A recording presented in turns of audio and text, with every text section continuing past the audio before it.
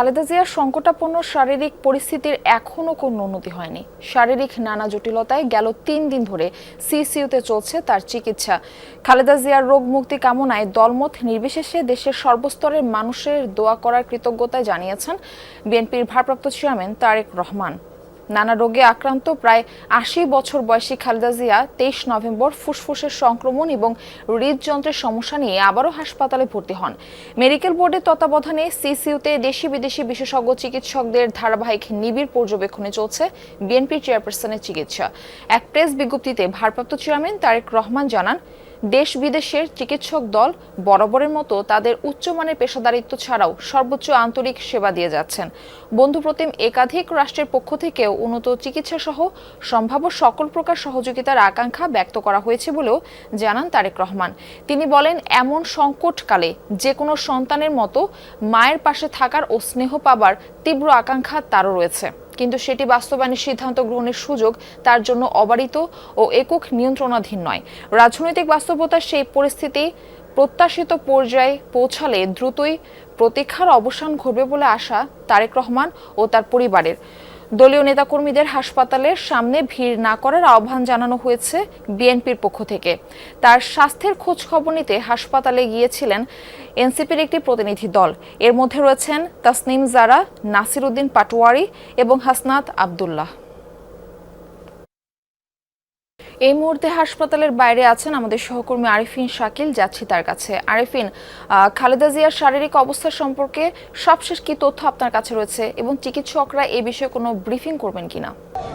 ধন্যবাদ। আসলে ভালো সংবাদ দিতে পারছি না, কারণ একেবারেই ভালো সংবাদ আমাদের কাছে নেই। তার শারীরিক যে পরিস্থিতি সেটি চিকিৎসকরা বলছেন অপরিবর্তিত রয়েছে, তবে সেটি আরও গতকাল থেকে আরও অবনতি হয়েছে কিনা সেই বিষয়ে আসলে পরিষ্কার করেননি।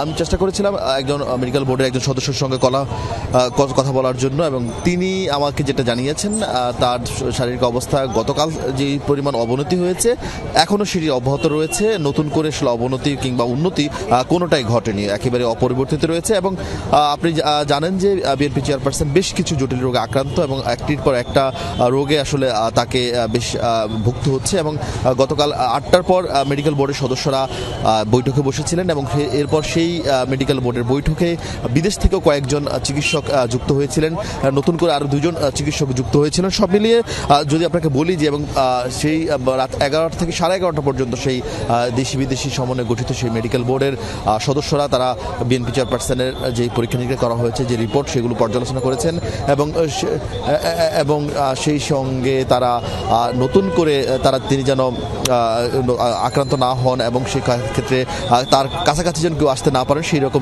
দিক নির্দেশনা দেওয়া হয়েছে, যার ফলে যেটি বিএনপি চেয়ারপারসনের যারা দেখতে আসছেন তাদেরকে কিন্তু হাসপাতালের ভিতরে প্রবেশ করতে দেওয়া হচ্ছে না, তাদেরকে নিচে আটকে দেওয়া হচ্ছে এবং শুধুমাত্র বিএনপির স্থায়ী কমিটির সদস্য যারা রয়েছেন তারা একমাত্র কেবিনের কাছাকাছি যেতে পারেন, যদিও গতকালের পর আসলে সেই অর্থে কোনো স্থায়ী কমিটির সদস্যরা এখানে আসেননি।